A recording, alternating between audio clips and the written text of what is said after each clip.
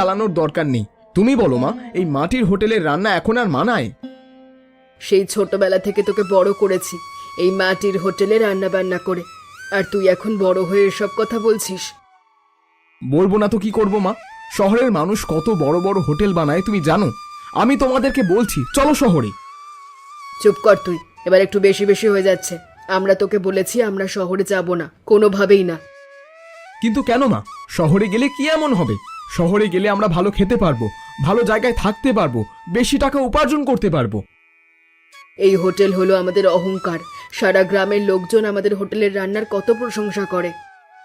করলে করুক, তোমরা যদি যেতে চাও তাহলে যাবে, না যেতে চাইলে যাওয়ার দরকার নেই, আমি একাই যাব। তুই এখানে এভাবে দাঁড়িয়ে আছিস যে? আরে ব্যাগপত্র নিয়ে কোথায় যাচ্ছিস? আমি শহরে যাচ্ছি বাবা, তোমাদেরকে শেষবারের মতো আমি বলতে এসেছি, তোমরাও আমার সাথে চলো। তোমাদেরকে এখানে একা রেখে যেতে আমার ভালো লাগছে না।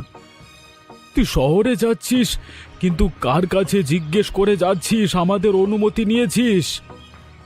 মাসের পর মাস শহরের কথা বলতে বলতে আমি ক্লান্ত হয়ে গেছি। আর কত অনুমতি চাইবো? আমার আর অনুমতি নেওয়ার প্রয়োজন নেই। কিন্তু তুই আমাদেরকে ছেড়ে এভাবে চলে যাবি? তোকে ছাড়া আমার আর তোর মায়ের কি আছে বলতো? আমি তো সেটাই বলছি, তোমরা আমার সাথে চলো, আমরা শহরে গিয়ে ভাগ্য বদলাবো।